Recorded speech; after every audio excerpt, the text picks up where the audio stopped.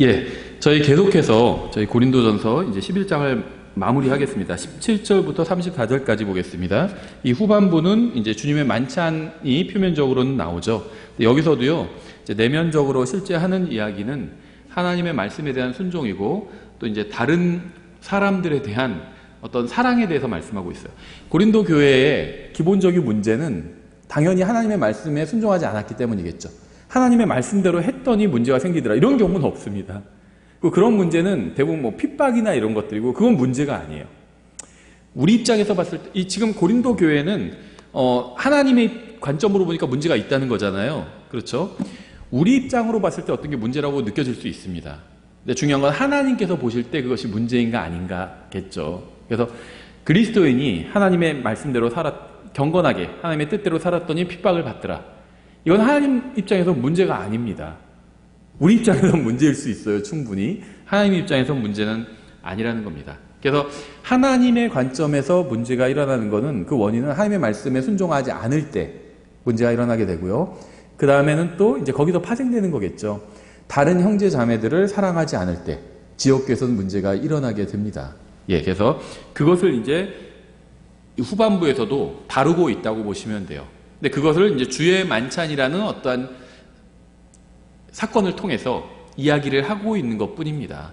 우리도 교회 내에 무슨 문제가 일어날 때 표면적으로 어떤 문제가 일어날 수 있는데 사실 그 근본적인 문제는 하나님의 말씀대로 하지 않거나 아니면 다른 형제 자매를 사랑하지 않기 때문에 문제가 일어나는 경우들이 있어요. 근데 그럴 때 그것이 뭐 다른 엉뚱한 곳에서 문제가 일어날 수 있죠. 겉으로 보기에는 전혀 다른 문제인 것 같지만 사실은 원인은 같다는 거죠. 먼저 잠깐 기도하겠습니다. 하나님 아버지, 주님의 은혜와 말씀으로 인해 감사드립니다. 저희가 주님의 말씀의 순종함을 통해 주님께 합당한 영광과 감사와 또 사랑을 드러낼 수 있도록 도와주시기 원합니다. 예수님의 이름으로 기도드렸습니다. 아멘. 예, 먼저 이해를 위해서요, 17절부터 한번 본문을 쭉 보고 그 다음에 다시 한 절씩 보겠습니다.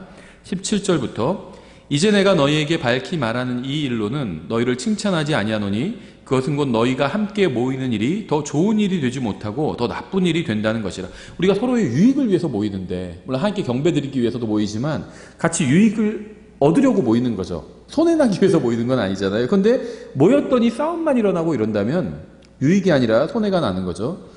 무엇보다 먼저 너희가 교회에 함께 모일 때 너희 가운데 분쟁이 있다는 것을 내가 듣고 부분적으로 그것을 믿노니 인정받는 자들이 너희 가운데서 밝히 드러나려면 너희 가운데 반드시 이단 파당도 있어야 하느니라. 그러므로 너희가 한 곳에 함께 모일 때 이것이 주의 만찬을 먹는 것이 아니니 이는 먹을 때에 저마다 자기 만찬을 다른 사람보다 먼저 먹음으로 한 사람은 시장하고 다른 사람은 취해 있기 때문이라. 도대체 무슨 말이냐? 너에게 먹고 마실 집이 없느냐? 너희가 하나님의 교회를 업신여기고 없는 자들을 부끄럽게 하느냐? 내가 너희에게 무슨 말을 하랴? 내가 이 일로 너희를 칭찬하랴? 너희를 칭찬하지 아니하노라. 주님의 만찬의 목적은 예수님의 찢긴 몸과 흘린 피를 통해서 구원받은 사람들이 한 몸이 되었다는 사실을 기억하는 겁니다. 그렇죠? 그래서 예전에 제가 다니던 장로교회에서는요, 주의 만찬 빵을 카스테라로 했어요. 그래서 카스테라를 칼로 짝짝짝짝 잘라가지고 예쁘게, 어떤 사람 더 많이 먹으면 모자르잖아요. 그래서 딱 조그맣게 1cm, 1cm 그 정도 크기, 아주 작은 크기로 이렇게 잘랐었습니다. 카스테라를. 근데 이제 우리는 누르고 없는 반죽으로 이 빵을 만들어가지고 그걸 떼어 먹죠. 그게 훨씬 성경적인 것 같아요. 예, 근데 고린도 교회 성도들은요, 주님의 만찬을 잘못 행하고 있었고요. 그래서 이러한 목적을 망치고 있었습니다. 막 식사하는 시간으로, 그러니까 주의 만찬을 식사와 겸해서 했는데요. 그 자체도 문제가 없어요. 근데 이제 어떤 자기의 뭐 음식을 예를 들면 과하게 싸우거나 자랑하거나 이런 좀 변질되었다는 거죠. 예, 23절부터 내가 너에게도 전해준 것은 내가 주께 받은 것이니 곧 주 예수님께서 배반당하신 바로 그 밤에 빵을 집으사 감사를 드리신 뒤에 그것을 떼시고 이르시되 받아서 먹으라. 이것은 너희를 위하여 찢긴 내 몸이니 나를 기억하여 이것을 행하라 하시고 저녁 식사 뒤에 또 그와 같은 방식으로 잔을 집으시고 이르시되 이 잔은 내 피로 세우는 새 상속 언약이니 너희가 그것을 마실 때마다 나를 기억하여 이것을 행하라 하셨느니라. 이는 너희가 이 빵을 먹고 이 잔을 마실 때마다 주의 죽으심을 그분께서 오실 때까지 보이기 때문이니라. 그러므로 누구든지 주의 이 빵과 이 잔을 합당하지 않게 먹고 마시는 자는 주의 몸과 피에 대하여 죄가 있으리로다. 오직 사람이 자기를 살피고 그 뒤에 그 빵을 먹고 그 잔을 마실지니 합당하지 않게 먹고 마시는 자는 주의 몸을 분별하지 못하고 자기를 위하여 정죄를 먹고 마시느니라. 주님께서는 제자들과 함께 빵과 잔을 나누시면서 자신의 죽음이 갖는 의미를 말씀해 주셨죠. 주님께서 십자가에 달리시기 전에 제자들과 만찬을 나누셨는데 이때 이제 유다는 주님을 배반하게 되죠. 유다의 배반을 통해서 우리는 주님을 따르고 주님의 말씀을 배우고 주님과 함께 있어도 마음은 주님을 배반할 만큼 잘못될 수 있다는 사실을 알 수 있습니다. 그러니까 좋은 교회의 선택에 관해서 우리가 지난 시간에 살펴봤었죠. 좋은 교회를 선택하는 건 대단히 중요한 문제입니다. 그래서 저도 그 상담을 하게 될 때가 있어요. 지난주 월요일에도 한 청년이 찾아왔었고요. 2시간이나 걸려서 왔어요. 그래서 딱 2시간 이야기하고 갔는데, 가끔씩 전화로 이제 상담을 합니다. 그러면은 이제 교회를 추천해달라고 하는 경우도 있고요. 그래요. 근데, 교회 추천이 은근히 쉽지가 않아요. 특히 이제 킹잼 성경을 믿고 사용하는 교회들이 많지 않고요. 어느 도 전체에 뭐 없는 경우도 있어요. 제주도에는 없죠. 이렇게 작은 모임은 있어도 교회는 없어요. 다른 지역도 그런 지역들이 있고요. 어려움이 있고요. 반대로 여러 교회가 있는 지역도 있습니다. 서너 개 이상 되는 교회가 한 지역에 있는 경우도 있어요. 그런 경우에도 또 추천하기가 어렵습니다. 어느 한 교회만 추천하기가 좀 어려워요. 제가 잘 모르기도 하고요. 그냥 그 교회가 킹잼 성경, 흠정역을 사용한다, 이 정도만 알지 제가 그 목사님들 설교를 다 들어보거나 교회 다녀보거나 이런 건 아니기 때문에 잘 그 겉모습만 알고 있지 실질적으로 그 교회에서 어떤 일이 일어나는지는 잘 모르죠. 제가 알 수가 없죠. 그래서 이제 소개를 해줘요. 거기서 여기가 그나마 가깝습니다. 한번 가보세요, 다. 그리고 한번 뭐 한 달 정도 다녀보십시오. 목사님한테 사정을 이야기하고 한 달 정도 다녀보세요. 그래서 이런 얘기를 꼭 해요. 배우자를 선택하는 것처럼 아주 신중하게 선택하십시오. 배우자를 잘못 만나면 굉장히 어려워질 수도 있죠. 생활이. 삶이 굉장히 어려워질 수도 있어요. 마찬가지로 교회를 잘못 선택하면요. 정말 영적으로 굉장히 어려워질 수도 있습니다. 그래서 교회 선택을 가볍게 해서는 안 되는 것 같아요. 우리가 집을 사거나 무슨 차를 살 때도 알아보고 사잖아요. 저도 중고차 사는데 막 한 달을 알아봤거든요. 알아보고 사요. 왜 그럴까요? 비싸니까 몇만 원짜리는 아니잖아요. 차도 그렇고. 그렇죠. 1,000만 원, 한 뭐 2,000만 원 이렇게 하잖아요. 중고차를 사도 한 1,000만 원은 들잖아요. 잘 알아보고 삽니다. 이 돈을 내가 잘 쓰기 위해서. 집을 살 땐 더 그렇죠. 잘 알아보고 사요. 함부로 사지 않습니다. 그런데요, 배우자 선택은 그보다 훨씬 더 중요하죠. 교회 선택도 저는 배우자 선택만큼이나 중요하다고 생각해요. 아무 교회나 그냥 가지 마. 아무 교회나 내 영혼을 맡기지 마세요. 중요한 문제예요. 잘 알아보고 교회를 선택해야 됩니다. 그런데 무슨 말을 하려고 하냐면요. 좋은 교회를 찾아서 선택하고 그 교회에 다니는 것도 아주 중요한 문제예요. 분명히. 근데 좋은 교회, 성경대로 하고 아주 훌륭한 교회, 목사님 설교도 잘하고 형제 자매들도 훌륭하고 주님을 열심히 섬기는 교회, 좋은 교회에 다닌다고 해서 모든 게 다 해결되는 것은 아니라는 겁니다. 예수님이 인도하시는 모임에 참여했잖아요. 유다는. 그런데 결국 예수님을 배반했죠. 그거는 뭐 유다가 마귀니까 그렇지 뭐 이렇게 얘기하시는 분들이 있는데요. 뭐 교리적으로 약간 논쟁이 있을 수 있지만 유다한테 마귀가 들어간 건 사실이죠. 근데 유다만 문제였나요? 예수님을 적들이 잡으러 왔을 때 어떻게 했죠, 성도들이? 다 도망가 버렸죠. 심지어 막 그 중에 후제자고 그런데도 예수님을 막 부인하고 막 욕까지 했어요.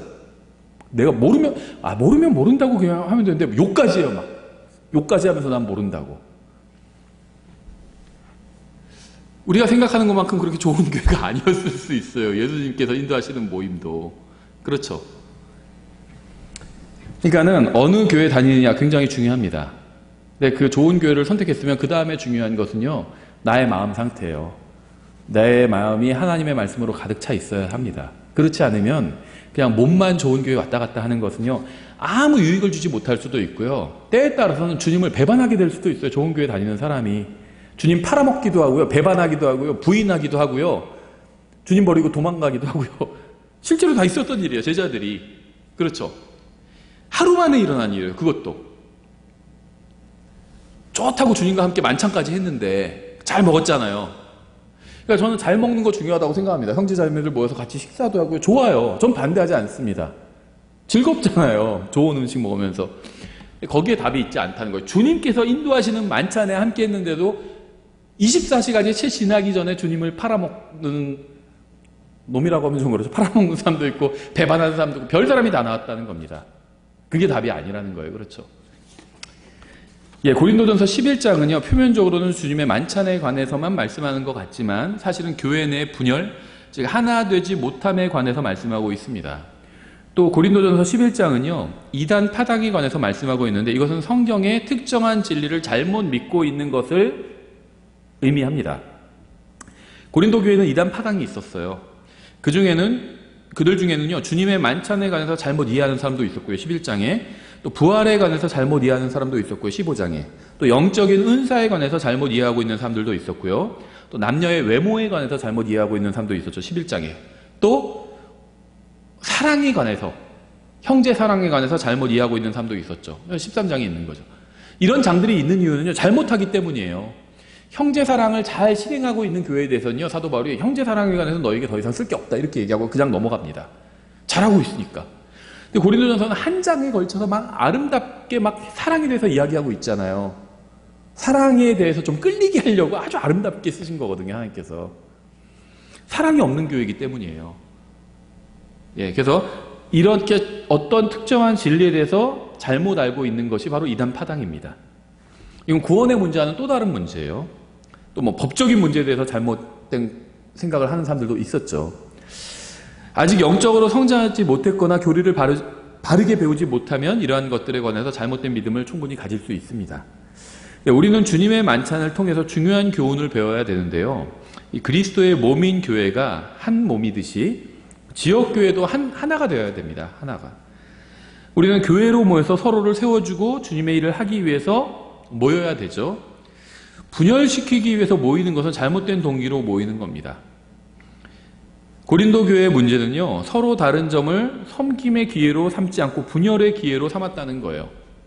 지적하는 것. 이건 은사가 아니에요. 격려가 필요합니다. 격려가. 물론 교리적으로 잘못된 거를 다 괜찮다고 하라는 말은 아니에요. 하지만 좀 부족한 것은 지적하기보다는 서로 격려해 줘야 된다는 거죠.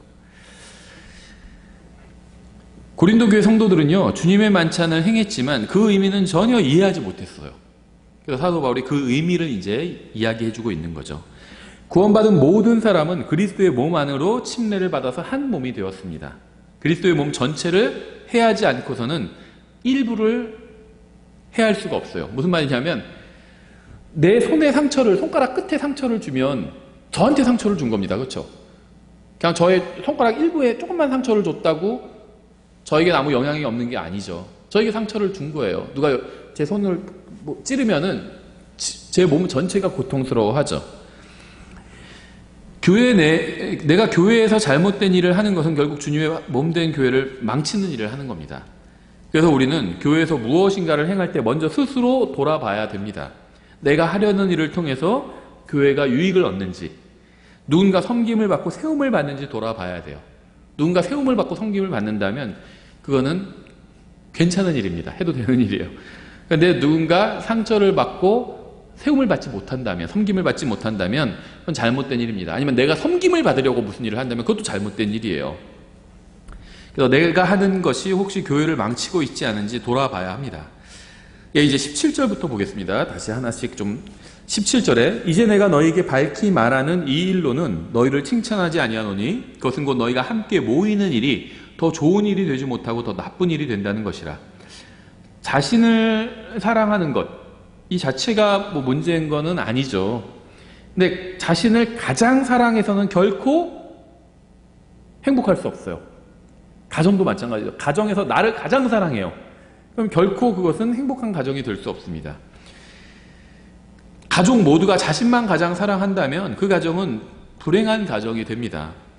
교회로 함께 모일 때도 마찬가지죠. 자신이나 자신의 가정만 사랑해서는 누구에게도 유익을 줄 수 없고요. 행복한 교회가 될 수 없습니다. 그래서 사도 바울은 고린도전서를 통해서 자신이나 자기 가족만 사랑하지 말고 주님의 몸된 교회를 사랑하는 법을 가르쳐주고 있는 거예요. 개인이 영적으로 성장하는 것처럼 지역교회도 영적으로 성장해야 합니다. 교회는 외형적으로는요, 회원수가 증가하면 성장하겠지만 교회가 영적으로 성장하기 위해서는 성도들이 자기만 사랑하지 않고 함께 교회로 모인 다른 사람들을 사랑해야 합니다.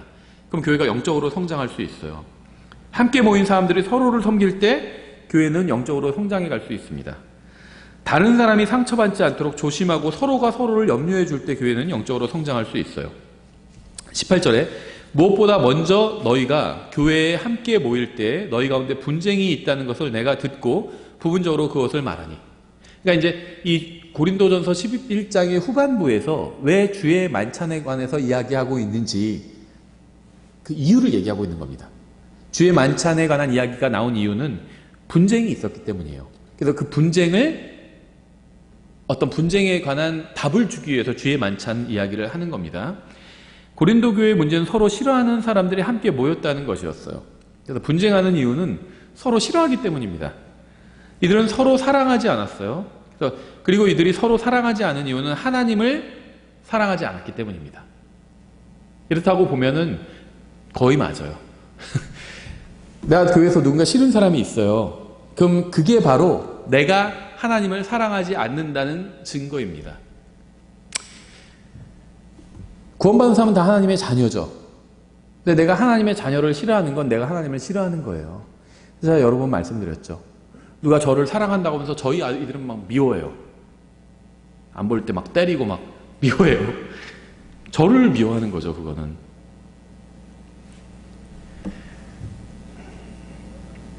그래서 이럴 때가 있어요. 또 자매가 이런 얘기 설교 나중에 들으면 싫어할 텐데 어떤 분이 자기한테 잘해주는 게 부담스럽다고 그런 얘기를 할 때가 있어요. 예전엔 굉장히 심했어요, 그게. 그럴 때마다 제가 그런 얘기를 하거든요.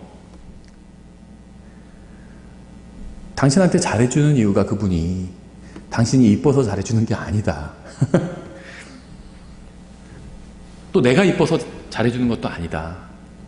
우리 교회를 통해서 하나님께서 어떤 일을 하신다고 믿기 때문에 그걸 돕기 위해서 잘해주는 거다. 우리 교회 내가 사역자니까 나 개인이 이뻐서 그분이 나한테 잘해주는 게 아니라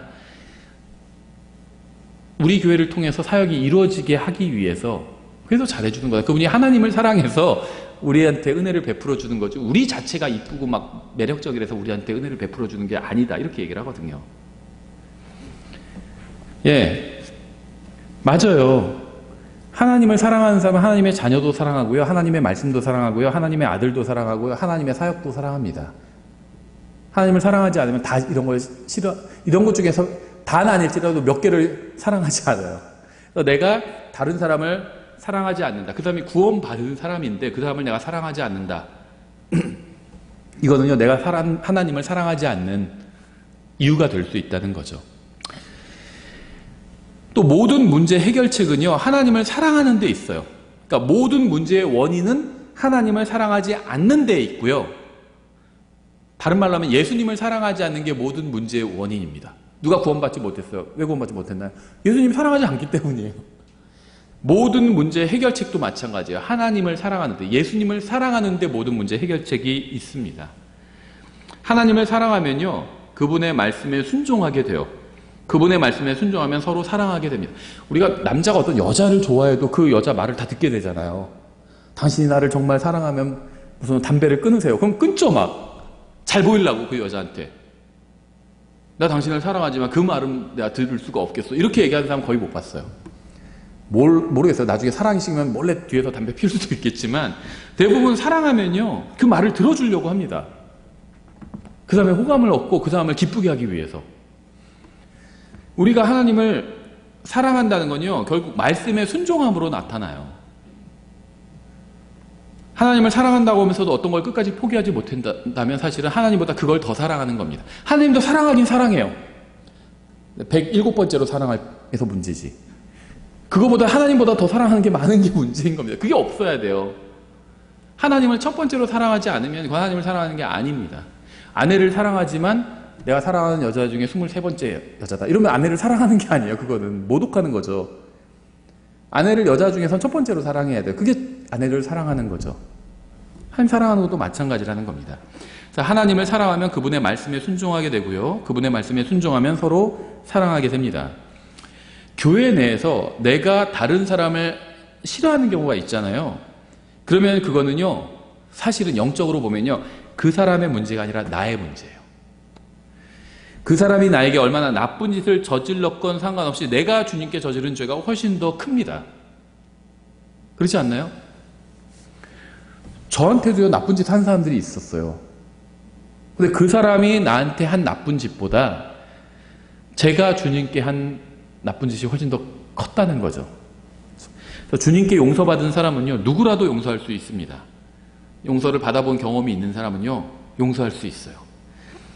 만약 다른 사람을 용서할 수 없다면 자신이 정말 주님께 용서받았는지 돌아봐야 됩니다.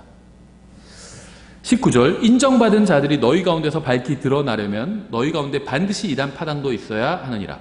이 말씀은요, 모든 교회 내에는 반드시 이단 파당이 있어야 한다는 것은 아닙니다.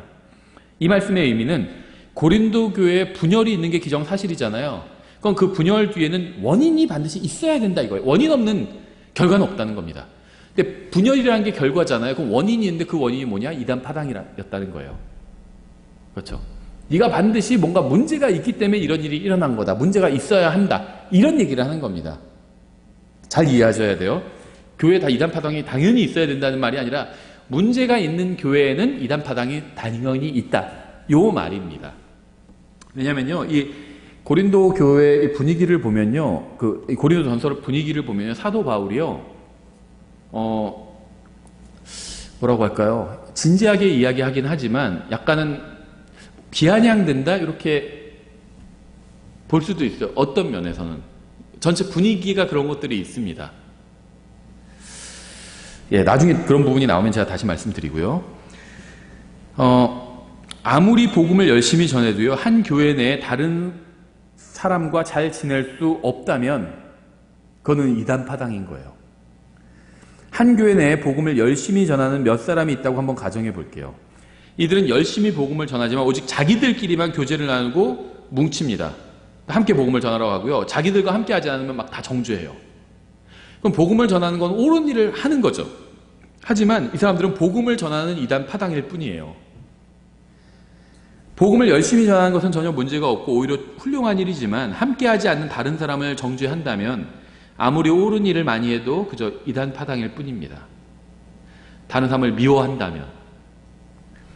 고린도 교회 성도들은 열심히 교회에 다녔고요. 열심히 주님을 섬겼지만 다른 사람에 대한 사랑의 부족으로 인해서 주님의 교회에 유익이 아닌 해를 끼쳤습니다. 그러니까 다른 형제자매를 미워하면요, 아무리 일을 잘해도, 복음을 잘 전하고 뭐 일을 잘해도요, 그거는 교회에 해가 됩니다. 이렇게 생각해 보시면 돼요. 아이들이 둘이 있는데 공부를 잘해요. 하나는 의사가 됐고 하나는 변호사가 됐습니다. 그럼 보통 부모님들 막 자랑스러워 하시겠죠. 세상에서 좋은 직업 얻고 그러면. 서로 보면 막 죽일 듯이 싸워요. 그럼 그 부모님을 기쁘시게 할까요? 그러면 아들 둘이 둘 다 변호사가 됐는데 서로 보기만 하면 싸워요. 그래서 서로 막 고소를 해요. 막 고발, 고소 막 해요. 그러니까 아무리 세상에서 좋은 직업을 얻고 잘 나가면 뭐예요? 서로 죽일 듯이 싸우고 막 고소하고 서로가 막 그러면 아들끼리. 부모님은 근심하시겠죠. 그 슬프겠죠, 부모님은. 우리가 아무리 주님을 막 유능하게 잘 섬겨도요, 다른 형제 자매를 비하면 똑같아요. 하나님 보실 때는. 아, 그래도 얘는 다른 내 자녀들을 미워하긴 하지만 그래도 일은 잘해. 그러실까요? 야, 그래도 우리 아들이 변호사라서 얼마나 그냥 고소도 잘하고 막 승률도 높은지 몰라. 자기 동생도 이번에 감옥에 보냈잖아 하면서. 그러고 부모님 자랑하실까요? 그러지 않겠죠. 주님을 열심히 섬기는 것도 좋습니다. 훌륭해요. 하지만 그보다 형제자매를 사랑해야 됩니다. 그러지 않으면 아무것도 소용이 없어요. 그래서 고린도전서 13장에 얘기하고 있는 거예요. 가장 훌륭한 게 사랑이라고 얘기하고 있는 겁니다. 자녀들이 아주 세상에서 좋은 직업을 갖고 서로 막 죽일 듯이 싸우는 것보다 평범하게 살아도 서로 사랑하는 게, 아니면 좀 못한 직업을 가지고 세상에서는 정당하지만 존경받지 못하는 직업들도 있잖아요. 별로 사람들이 부러워하지 않은 직업이 있죠. 그런 직업을 가져도 서로 사랑하고 사는 게 훨씬 나아요. 제가 부모 입장이 돼 보니까 그게 훨씬 나아요. 세상에서 뭐 큰 성공 거둬서 뭐예요? 서로 막 죽일 듯이 싸우면. 차라리 그렇게 그러느니 차라리 변변치 않은 직업이라도 서로 사랑하면서 그런 모습 보는 게 부모 입장에서 훨씬 행복해요. 그렇지 않나요? 하나님도 마찬가지라는 거죠.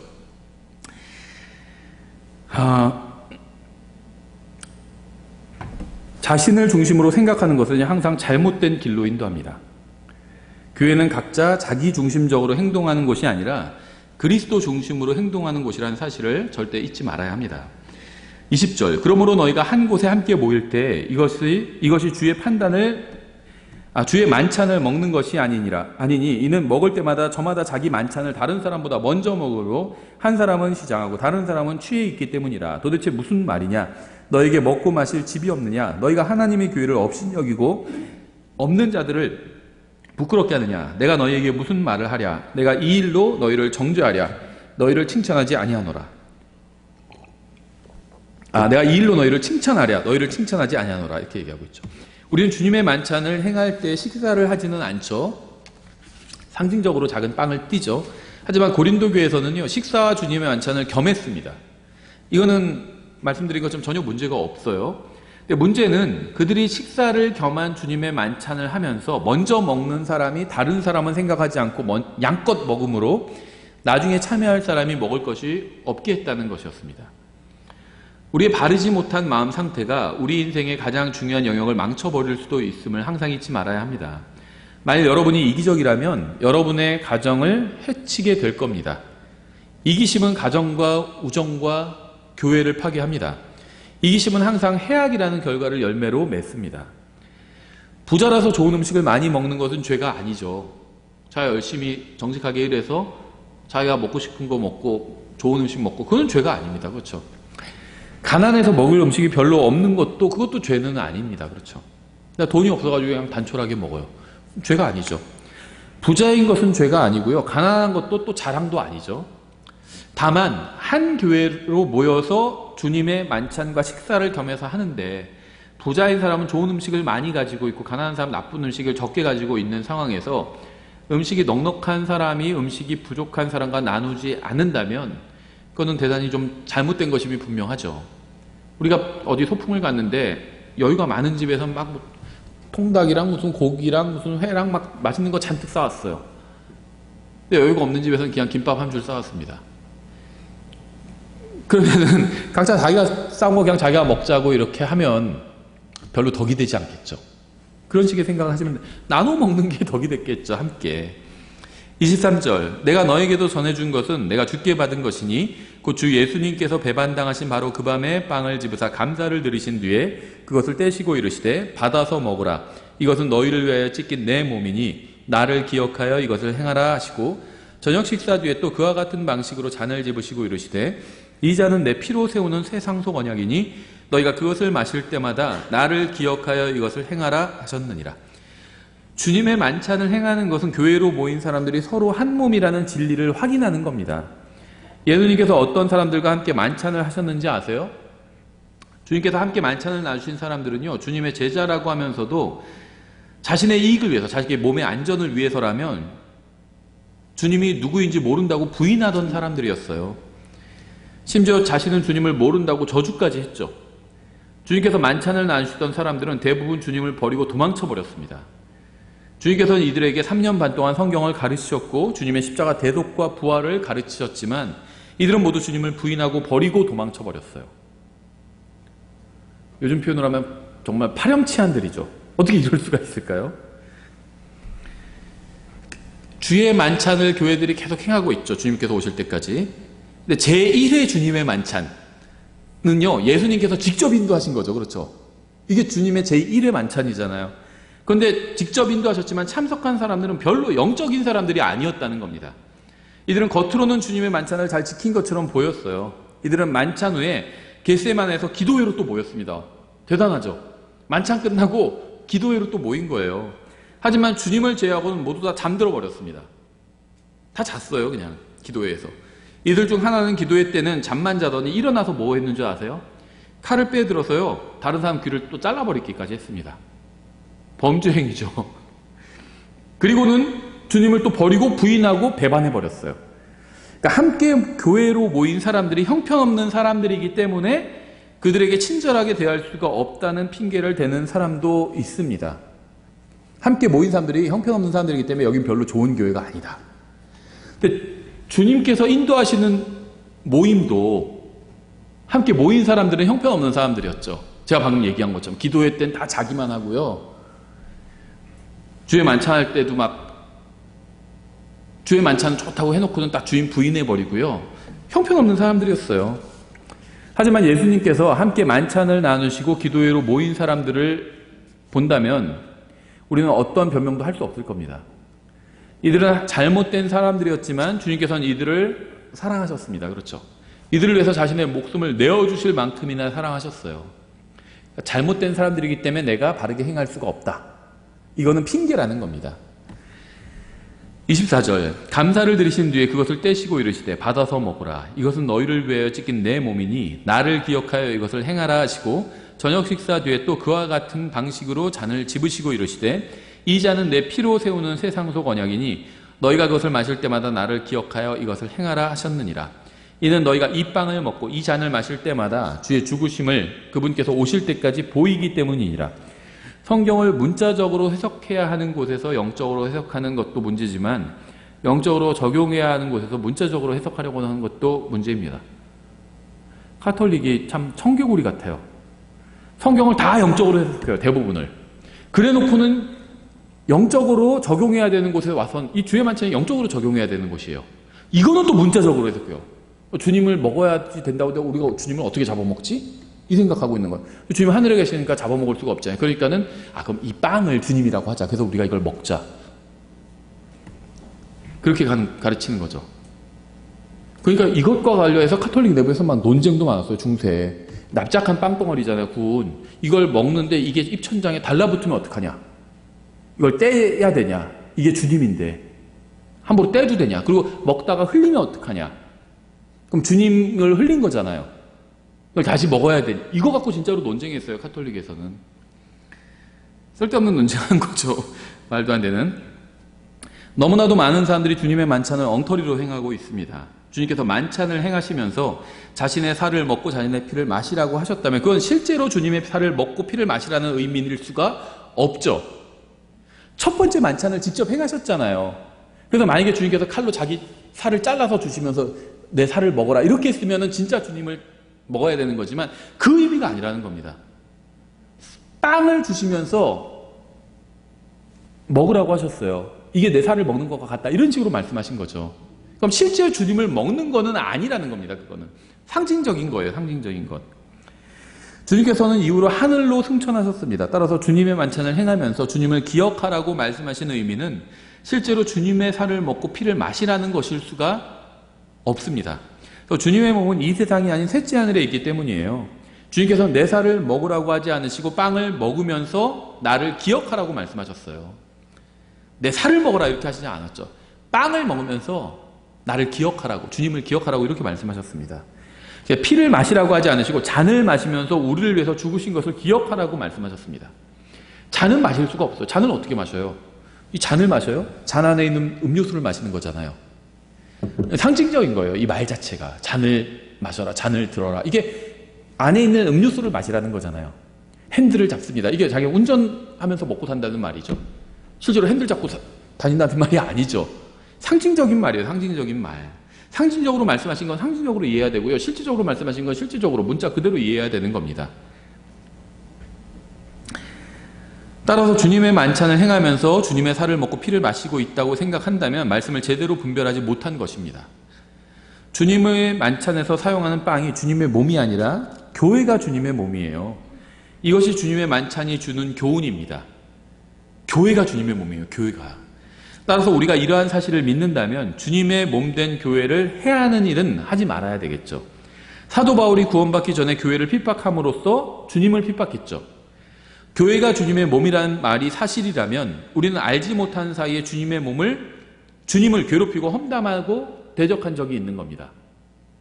교회에서 우리가 어떤 형제를 험담하고 대적하고 했다면 그건 결국은 주님을 험담하고 대적한 거예요.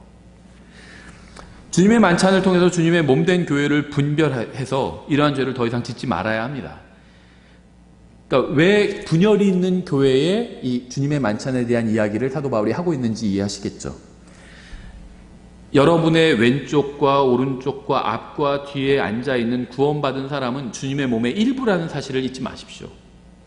훌륭한 사람들이 앉아있다는 게 아니에요. 훌륭하지 않은 사람일 수 있어요.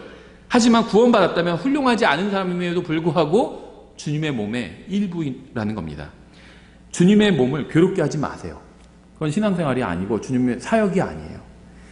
고린도 교회의 문제는 주님의 몸을 제대로 분별하지 못한 데서 나왔습니다. 우리는 주님의 몸을 제대로 분별해야 합니다. 24절 감사를 드리신 뒤에 그것을 떼시고 이르시되 받아서 먹으라. 이것은 너희를 위하여 지킨 내 몸이니 나를 기억하여 이것을 행하라 하시고 너희를 위해 for you라는 말은요. 너희로 인해 because of의 의미가 될 수 있어요. for라는 말이 영어로는 두 가지 다 번역이 돼요. 위에서도 되고 있고 때문에로 번역될 수도 있습니다. 우리나라 말은 어쩔 수 없이 하나를 선택해서 번역할 수밖에 없어요. 전 흥정의 번역이 잘못됐다는 얘기를 하는 게 아닙니다. 하나로 선택해서 번역할 수밖에 없어요. man이라고 하면 남자라고 하든지 사람이라고 하든지 선택할 수밖에 없습니다. 이 for도 마찬가지예요. 그 번역에 어려움이 좀 있는 거죠. 위에도 되고 때문에도 됩니다. 예수님께서 우리를 위해서 십자가 위에서 죽어주셨습니다. 맞죠? 그리고 이러한 사실을 기억하게 하는 것이 바로 주님의 만찬입니다. 주님께서 우리로 인해서 우리 때문에 십자가 위에서 죽으셨다는 사실은요. 우리가 얼마나 큰 죄인인지 보여줘요. 우리를 구원하기 세상을 창조하시기 위해서는 말씀으로 창조하셨습니다. 우리를 구원하기 위해서는 십자가에 달려 죽으셔야만 했어요. 왜 그럴까요? 우리가 그만큼 큰 죄인이기 때문이에요. 구제불능이란 말이 있죠. 구제불능의 큰 죄인이기 때문에 생명의 창시자께서 십자가에서 죽으신 겁니다. 그러니까 주님의 만찬은 주님의 죽으심을 기억하는 거죠. 그런데 주님께서 왜 죽으셨죠? 우리를 구원하기 위해서, 내 죄값을 갚아 주기 위해서 죽기까지 하셨어요. 죽으시는 신용만 하신 것이 아니라 죽기까지 하셨습니다. 그 말은 뭐죠? 내가 그만큼 큰 죄인이라는 거예요. 그렇죠? 자신이 얼마나 큰 죄인인지 직시한 사람에게는요, 다른 사람에 대한 모든 불만이 사라집니다. 자신이 얼마나 큰 죄인이었는지에 관해서 바른 분별과 하나님에 대한 사랑은 우리로 하여금 그리스도의 몸의 일부인 다른 사람들과 잘 지내게 만들어줍니다. 왜 다른 사람들과 불화가 생길까요? 내가 저 사람보다 낫다고 생각하기 때문이에요. 그래서 저 사람이 나한테 함부로 대한다, 나를 바르게 대우해주지 못한다 생각하니까 화가 나고 불화가 생기는 겁니다. 내가 정말 주님께서 십자가에서 죽으실 만큼 내가 큰 죄인이라고 믿는다면 다른 사람과의 불화가 사라질 수밖에 없다는 겁니다. 27절 그러므로 누구든지 주의 이 빵과 이 잔을 합당하지 않게 먹고 마시는 자는 주의 몸과 피에 대하여 죄가 있으리로다. 주님의 만찬에 합당하지 않게 먹고 마시는 것은 주님의 만찬에 대해서 잘못 분별하는 것을 의미한다는 거죠.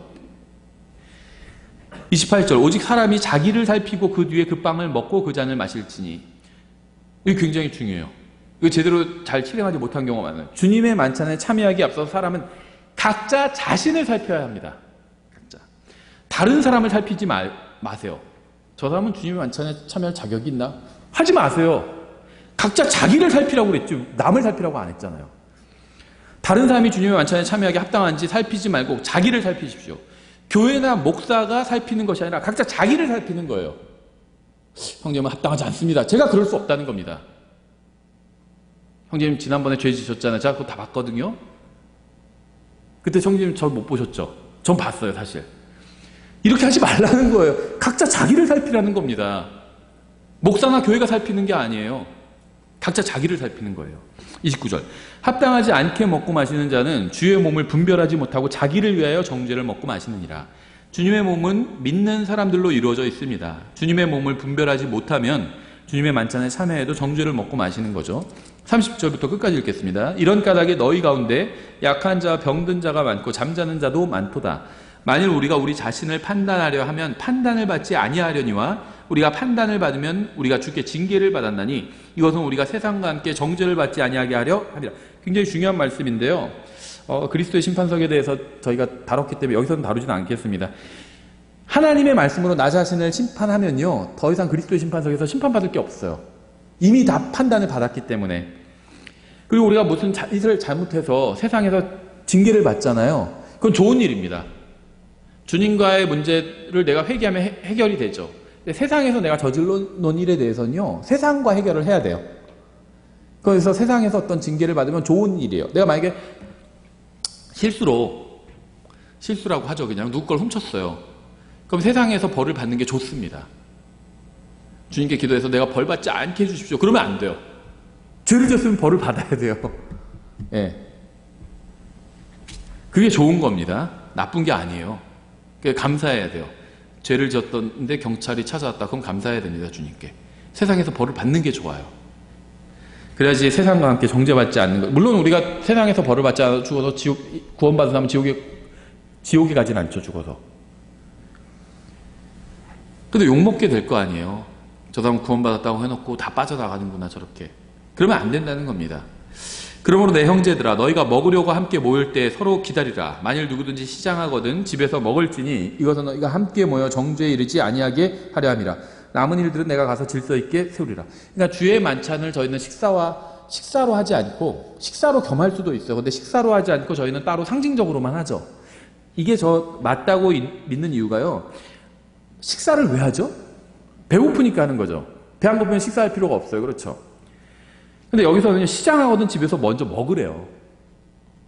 그러니까 주의 만찬을 배를 채우는 용도로 하지 말라는 거죠. 그래서 저희는 분리한 겁니다. 주의 만찬과 식사를. 예. 11장의 후반부 문맥은요, 주님의 만찬에 관한 것이 아닙니다. 이 문맥은 11장의 전반부와 마찬가지로 이기심을 다루고 있어요. 이기적인 이유로 주님의 만찬에 참여하려 한다면 차라리 교회에 오지 않는 게 낫다는 겁니다. 다른 사람들을 섬기고 함께 교제를 나누기 위해서라면 주님의 만찬이 유익을 준다는 거죠. 이기심은 우리가 생각하는 것보다 더 우리를 망칩니다. 이기심은 우리 자신뿐 아니라 가정과 교회도 망쳐요. 우리 교회를 망치는 것은 나의 이기심입니다. 좋은 교회는요, 이기심을 내세우지 않고 희생하는 사람들이 많을 때 좋은 교회가 되고, 가정도 마찬가지예요. 가정에서 남편과 아내가 서로 희생하면요, 좋은 가정이 됩니다. 부모와 자녀가 서로 희생하고요, 그럼 좋은 가정이 돼요. 예수님은 우리를 위해서 십자가에 달려 죽으셨습니다. 그래서 좋은 교회가 탄생할 수 있었던 거죠. 우리는 이 사실을 반드시 기억해야 합니다. 물론 주님의 만찬은 주님을 기억하기 위해서 행하는 것이죠. 여기는 의심의 여지가 없습니다. 하지만 주님의 만찬이 주는 유익은 그것이 전부가 아니에요. 우리는 주님의 만찬을 통해서 자기 자신으로부터 벗어나야 합니다. 몸된 교회를 생각해야 된다는 거예요. 우리가 주님께서 십자가 위에서 죽어주실 정도로 큰 죄인이었다면 우리는 결코 교회의 중심이 되어서는 안 됩니다. 교회가 나를 위주로 돌아가서는 안 된다는 거예요. 그러면요, 오류에 빠지게 돼요. 오류에. 최근에도 제가 사건 있어서 여러 번 말씀드렸죠. 왜 믿어져야 된다, 왜 이런 말 하는지 아세요? 복음을 자기 중심으로 생각하기 때문이에요. 자기가 안 믿어지는 거예요. 근데 안 믿어지는 걸 다른 말로 하면 안 믿은 거죠. 사람은요, 자기 안 믿는 걸 막 변명을 많이 해요. 무슨 목사가, 내가 전에 봤더니 무슨 목사들이 죄다 사기꾼이더라. 또 내가 아는 사람도 목사인데 막 돈 빌려가지고 그냥 다 떼먹고 안 갚더라.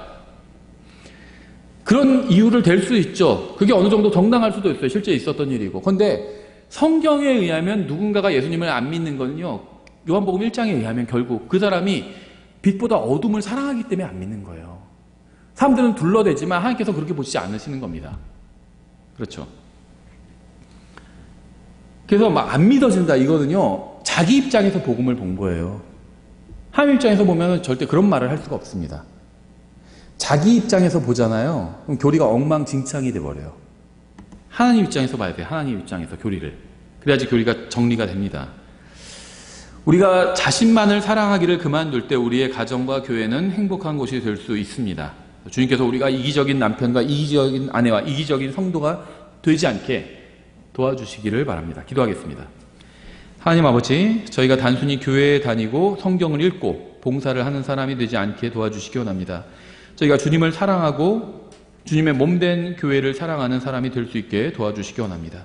주님께서 저에게 보여주신 큰 사랑으로 인해서 저희가 주님의 몸된 교회를 저희 자신처럼 사랑할 수 있게 도와주시기 원합니다. 예수님의 이름으로 기도드렸습니다. 아멘.